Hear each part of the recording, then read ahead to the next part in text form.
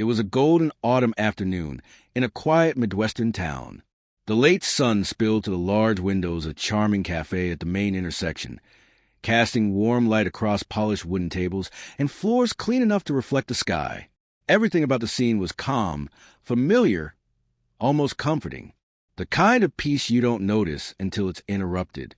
Laughter rang out from a corner near the front window, bright, careless laughter from a group of teenagers. At the center of the table sat a young girl with blonde hair tied in a high ponytail. Her face was striking, smooth skin, a sharp nose, and wide eyes that sparkled with mischief. She wore a designer hoodie, spotless white sneakers, and her fingers danced across the screen of her phone like it was a part of her body. She was live streaming, holding her phone high, talking to her friends and her audience at the same time, barely making eye contact with either. "What's up, guys?" she chirped to the screen, chewing her gum loudly. "We're here at this old cafe. It's cute, right? Looks like something from the 80s. She laughed, pointing the camera around the room. Her friends giggled along, sipping their drinks, oblivious to the few older patrons seated nearby. Among them was a man sitting alone in the corner booth. He didn't say a word, didn't even lift his eyes. He just sat there, hands folded neatly around a plain ceramic coffee cup. His hair, silver and neatly combed back, caught the afternoon light.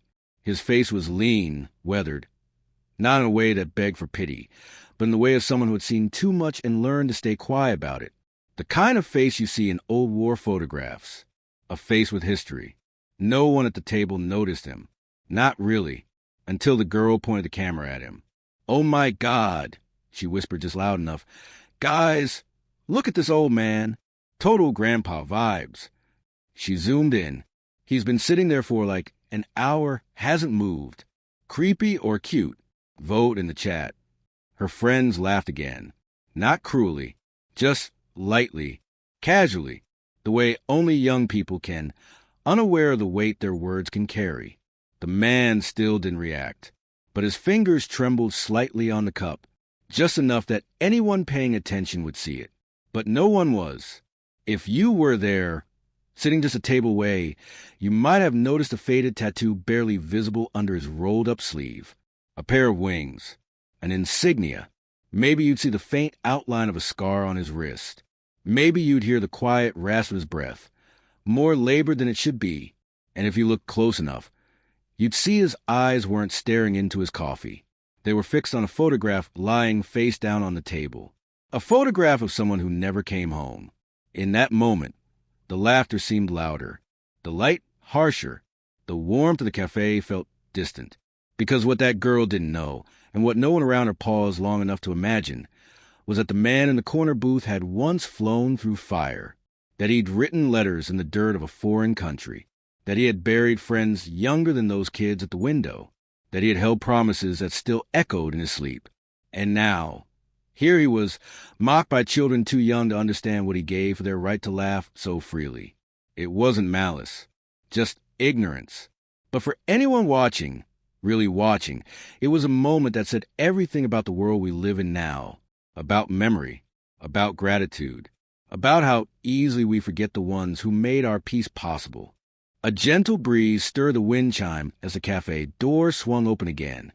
The chill from outside brushed across the warm interior, carrying the distant scent of autumn leaves and damp pavement. The bell tinkled faintly. That's when he entered. An older man, tall, but slightly stooped, as though the weight of years pressed his shoulders forward. His back was curved, not dramatically, but enough to hint at battles fought long ago. His hair was a soft, silvery white, and his beard, untrimmed and tangled, framed a face weathered by time. He wore a faded dark green military jacket, the color sheen long gone, with a faint imprint of U.S. Army barely visible along the collar. His boots, once sturdy, now bore cracked leather and worn soles, caked in road dust, telling of long days spent in motion. Slung over one shoulder was a rugged, tattered backpack. On its back flap was a hand-stitched American flag, threadbare, frayed at the corners, but full of dignity and quiet pride. It was a whisper of history, of service, of sacrifice, an unspoken testament to a life lived for country. He paused just inside the door, giving his eyes a moment to adjust from the direct afternoon sun. He seemed to lean on the warmth and light of the cafe for a second, as if it hadn't been something he'd seen in a long while. His gaze swept the room, but only briefly. Old magazines on a table, a barista wiping a counter, a few regulars lost in their cups. He stepped forward, each movement slow and deliberate, as though measuring the sound of his own footfall on the wood floor.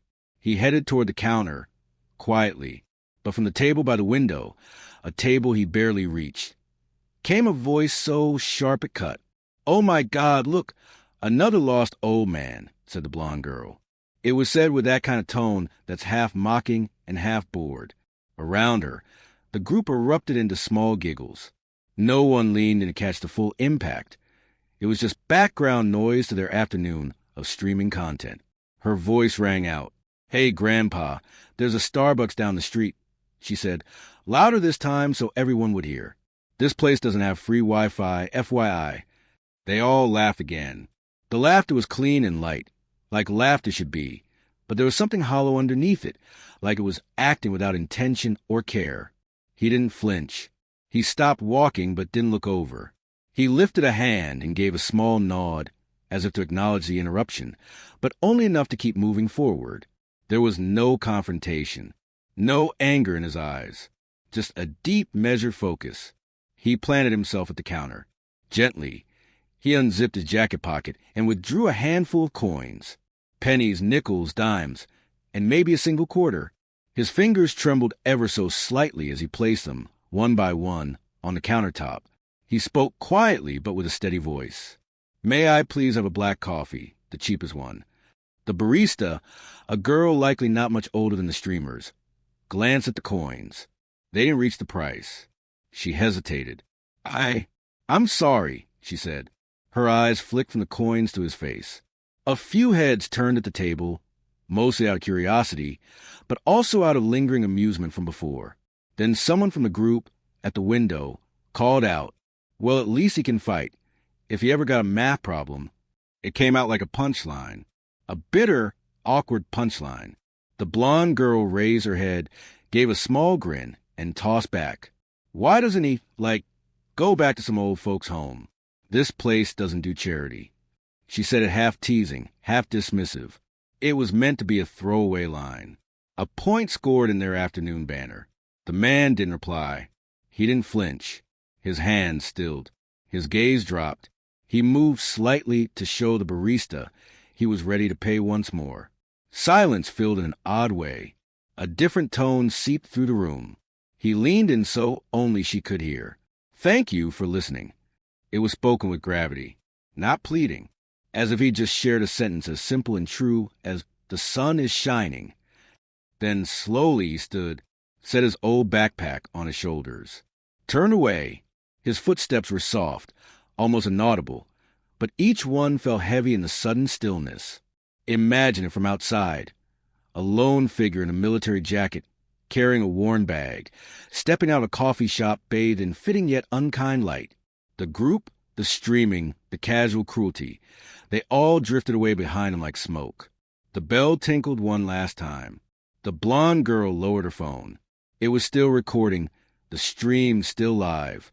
But now all she captured was the empty space where he'd stood. No one spoke. The group, the barista, even the older people scattered around, they all sensed something had changed. A mood shifted. The edges of the world felt suddenly sharper, quieter. She looked at her phone screen. The comments kept scrolling. Some said he was homeless. Others wondered if he had served. One viewer typed, "He has a veteran vibe. Look at the jacket." None of them knew for certain, but it was easy to imagine. A man who had stepped into danger so that others could live in comfort. A man who had buried comrades in far-off lands. A man who could still taste the dust of war in his throat when he spoke about gratitude. He never asked for gratitude. He didn't judge them. He just thanked them, for once, by thanking them for paying attention. For a moment, and then he left. There was a hush that lingered long after the door closed. You could still feel him in the wood paneling and chairs, in the sudden softness of spoken voices. For once, a silence that spoke louder than any words. No one knew who he really was. No one asked about the faded American flag patch on his old jacket, or why he still wore a coat bearing the Ghost of Division insignia. To them, he was just an old man, clothes worn thin, hands slightly shaking, asking for a cup of coffee he couldn't afford. They didn't see the soldier who once carried his wounded comrade through a storm of bullets. They didn't know he had crouched in the freezing mud of Afghanistan, crying quietly beside a friend who wouldn't wake up. They didn't know about the letter of gratitude signed by a president, now folded and yellowing in a drawer somewhere. The younger folks in that cafe only saw the surface. And sometimes that's all their eyes can reach, just the surface. They didn't stop to wonder why he stood a little too straight for someone his age, or why his eyes scanned the room, like someone still watching over others. They didn't see the years behind those eyes, the nights without sleep, the ache that never left his bones, the sacrifices that had no name. He never spoke of it, never interrupted, never needed anyone to know. He took the coffee offered him by a quiet cashier, free of charge, no questions asked, and he nodded, soft and grateful.